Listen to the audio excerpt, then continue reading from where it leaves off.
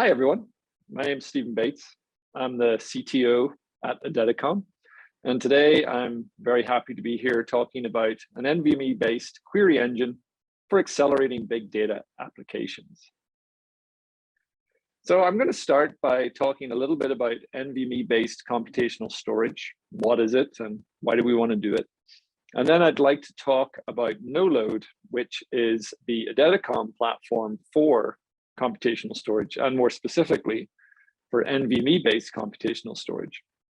I then want to talk a little bit about query offload. What is it and why do it? Why do we want to do query offload? What are the potential benefits of it? I'm then going to introduce the NoLoad query offload engine and present a couple of use cases and talk a little bit about the performance of that offload engine. And I'm going to finish off with some conclusions.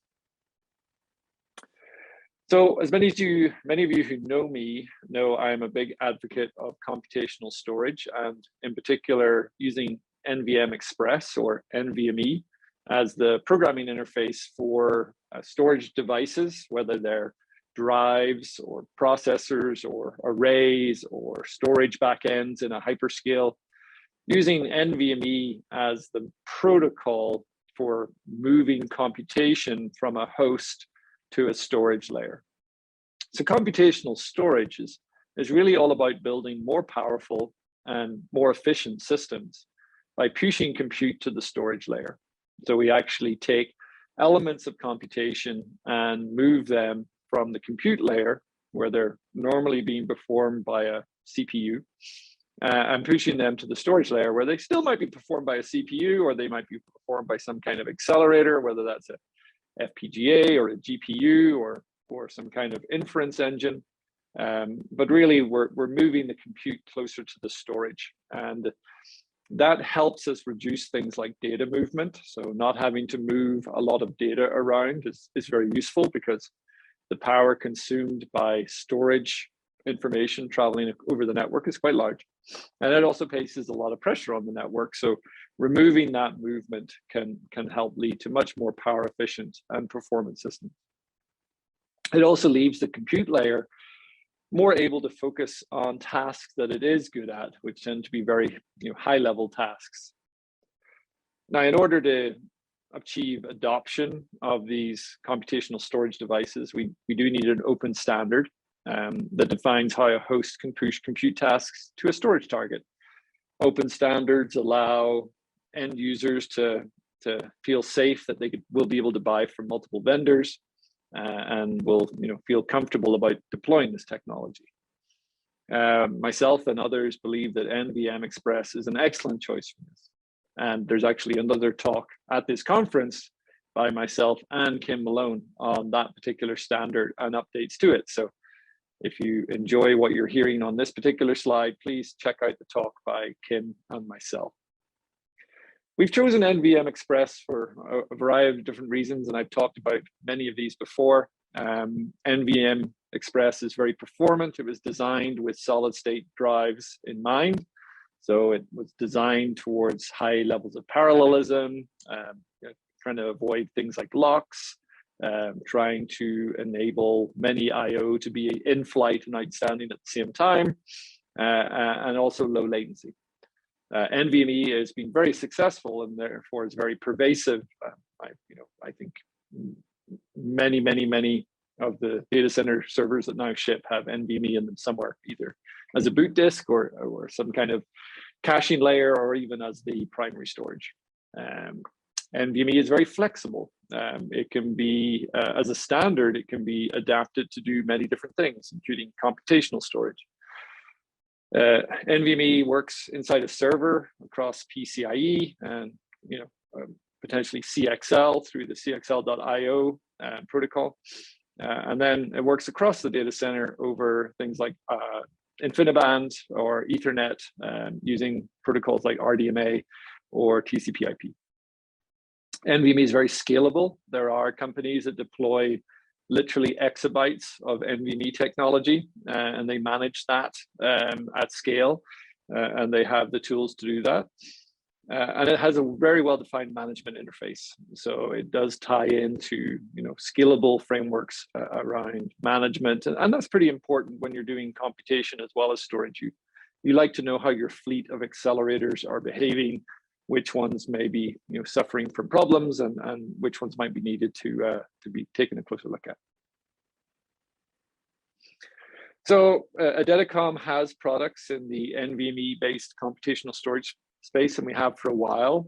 On the diagram on the right here, we have an illustration of our NoLoad Computational Storage processor, which is deployed on field programmable gate arrays in a variety of different form factors from a variety of different FPGA vendors. And the key thing here is that we have on the FPGA an NVMe compliant front end. So this accelerator, even though it's doing compute, presents to the operating system and the host as a standard NVMe device. That allows us to leverage standard NVMe software, use the standard management tools and the NVMe interfaces. But rather than having non-volatile memory behind this interface, we actually have computational accelerators. These accelerators can do data manipulation tasks like compression, erasure coding, encryption, deduplication. But now we're starting to move into more analytics, based functions.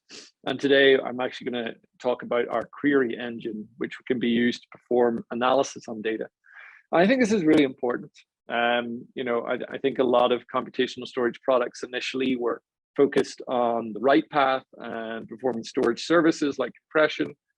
And I think now as computational storage starts to mature a little bit, we're starting to look at the next level of functions which are more analytical in nature, because the reality is if you do have petabytes or exabytes of data sitting on NVMe, you don't really want to have a processor read all that data back, potentially across the storage area network, to perform analysis on the data. It's much, much better, much more efficient for the compute to have a standard-based interface where it can push the queries to the storage layer and have the storage layer perform those tasks.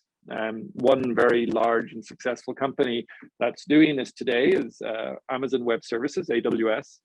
They have a program called Aqua, which ties into their Redshift database product, where it allows compute nodes to push queries to the storage layer, essentially doing what I've just discussed, but at a hyperscale.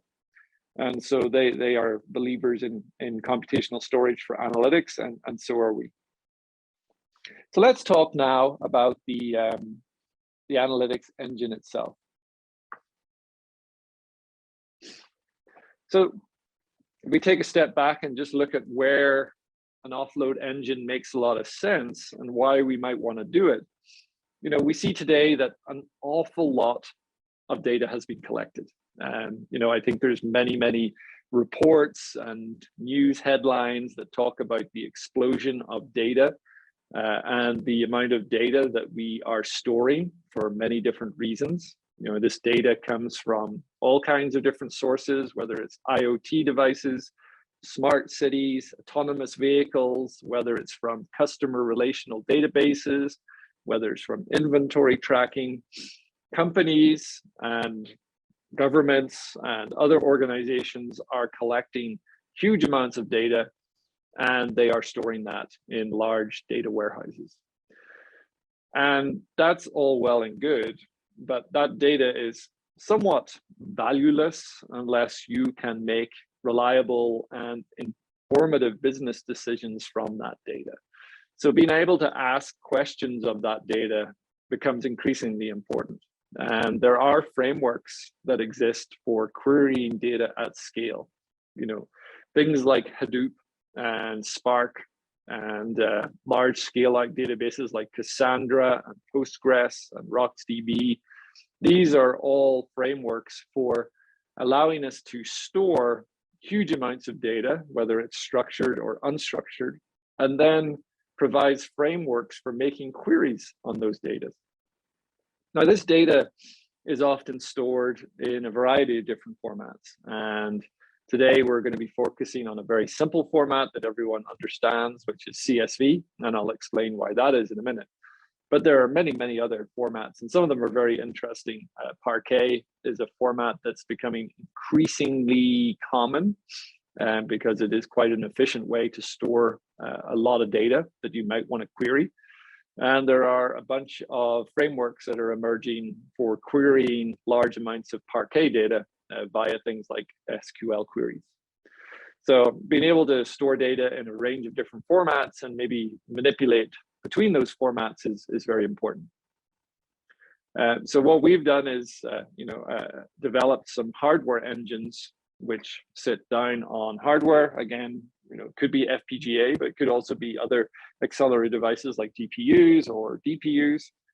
And then we provide a software library that interfaces between these larger stacks, whether they're Spark or RocksDB or something else, and these hardware engines to allow us to query data that's stored on potentially NVMe devices and to do so in a way that is both performant and flexible. And that second part is very important. We've talked about pushing queries to hardware, but those queries can sometimes be quite complex and they can be very data centric and they can be customer specific. So having a very rigid query engine doesn't really do a lot of good for our customers. So what we've done is created a very flexible hardware engine that is composed of both RTL pieces, i.e. engines that are particularly good at single, or particularly good at small bodies of work, whether that's file reformatting or queries. You can think things like a regex engine, or you can think things like CSV to bin conversion, or you can think of simple filters, and those can be implemented in high throughput RTL. And then we've also combined that with analytic engines that are based on an ISA architecture like a CPU. So we have both RISC-V and ARM-based processing engines in there that can take code from the host that's written by a customer and compile that to, from C code or some other language to the instruction set for that particular processor, and then run that. And those tend to run slower than the RTL engines, but they're much more flexible. And I'll talk a little about the implications of that in a little bit. And one of the key things that we do at Eideticom is tie everything together. So this blue box on the left-hand side of the slide is very important. We don't just provide RTL on an FPGA card. We provide middleware that lives inside the operating system, as well as user space libraries that provide APIs that can tie into these higher level applications, because it's really through consumability that we lead to market adoption. So some of the value propositions of this query engine we've developed is that it's user programmable. So you can write code in a high level language like C or C++. It's high throughput. Like I said, the RTL engines are designed to be very high throughput. It is low latency, and it does enable a large amount of CPU offload. We'll look at that in just a moment. So let's take our query engine, which we've developed, and look at a couple of use cases. So one of the use cases that we've been working with a couple of customers on is PCAP data analysis. And the customers I'm going to talk about today are from the Fintech space. We find that they're early adopters of things like computational storage. So we've developed relationships with several Fintech companies, and they've come to us with some of their problems around data analysis. And so this is some of our kind of findings based on that work. So Fintech companies do capture a lot of market data in PCAP format, and they move it around the network, and they use FPGAs for data gathering.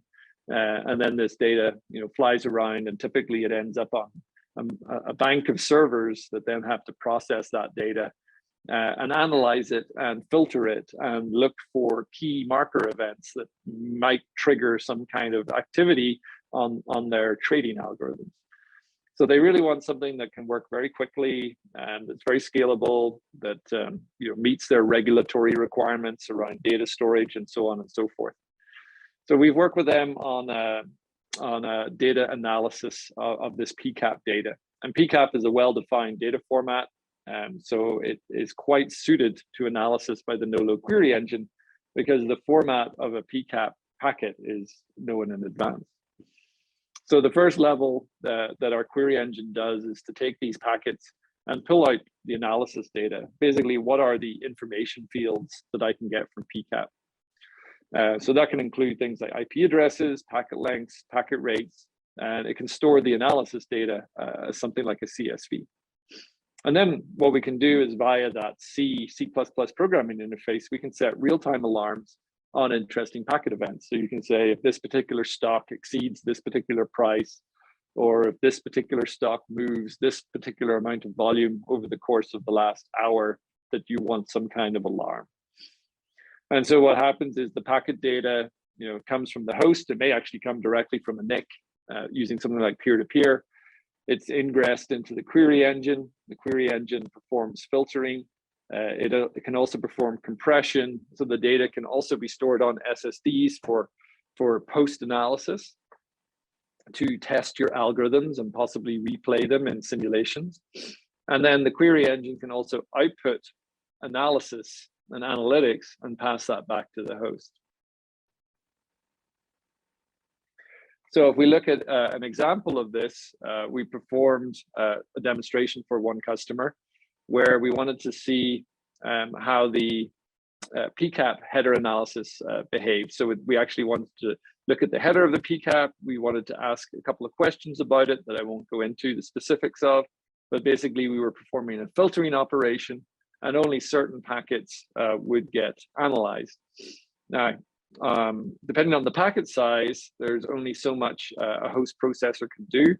And you can see in the results on the bottom left here, even with a pretty high-end processor, and in this case, we were using a Xeon processor from Intel, the amount of packet processing that you could do, the amount of filtering that you could do is sitting, up to about 2 gigabytes per second for larger packet sizes. Now, the FPGA, the NoLoad Query Engine, is capable of achieving much greater than that. And at smaller packet sizes, the difference between what we can do and what the processor can do is even higher. Now, notice we're also doing this at significantly lower latency. And we are getting the same kind of flexibility that something like the Intel Xeon can get. I think the other important thing to note here is we're freeing up that host processor. So these results on the software side are when the host processor is working very hard, probably close to 100% CPU utilization. But when we're running the FPGA card, the CPU utilization is very low. So you can either get away with a much smaller processor, or you can use that processor for something else. It's also worth noting that this was results for a single query engine, so the throughput per query engine, and we can fit many query engines on the FPGAs that we use today. In fact, we can fit probably up to at least 8 to 10, depending on the size of the FPGA, possibly even more. So that is a significant result, and it means that in if we're looking to match the performance of a 100 gigabit per second NIC, or even more than that, that's very achievable for us. Another use case that we've been working on with a Fintech customer is a customer who collects their market data in CSV format, so nothing fancy here. Ironically, the Fintech companies tend to like CSV formats and .txt formats because they're human readable, and that makes it easier for them and regulators to take a look at what they're doing. And Fintech companies have to be very aware of regulations because there are quite a few in that space. So they're not as keen on things like Parquet and so on yet. Maybe that will change. But but the interesting thing is that CSV is not, while it's human readable, it's not a particularly efficient way of storing data in a database. So it's actually quite a CPU intensive format to work with, which actually makes it much, much nicer to offload. So the CSV market data that is generated can either come in from the host or come in from the network. We can actually DMA that down to the NoLoad Query Engine, where we convert it to binary, and that binary format is much more efficient. And then we can actually perform queries on that binary data. And that, again, can be things like if a certain stock exceeds a certain price, if a certain volume is exceeded, what are the top 3 stocks of the day? Many different queries can be asked. We can also reformat the data. So we output the data in different formats. We can compress the data and put it onto disks for the customer. And we can provide them with a flexible software-based API into the query engine so they can very quickly reprogram it to do something else. So they can turn it from a query engine that performs one type of query to one that does another. And again, we see significant performance per query engine, and these query engines are not massive. They're a reasonably small fraction of a moderately sized FPGA. And you can reach out to me if you want more details on that, and we can talk about that a bit more. So just to talk a little bit about the architecture in that previous example, and just to talk a little about something that we've been seeing as we've developed hardware-based query engines. We've noticed that the RTL-based data formats and the RTL-based pattern matchers are very capable. The data formatters can convert input data to new data formats, and that's a notoriously inefficient thing to do on a CPU. It's inefficient in terms of CPU instruction cycles, and it's inefficient in terms of memory. And so it's much better done down on something like an FPGA. RTL-based pattern matching can filter input data, which reduces the amount of data passed to the CPU-based engines. So in the previous example that I showed you, we actually have a RISC-V query core as part of the query engine. So if you want to, you can put some C code compiled to RISC-V on that query core, and it will run that query on the output of the file reformatter and on the output of the RTL pattern matcher. Now, these RISC-V query cores do not run incredibly fast, and they possibly take multiple instructions per byte of input data.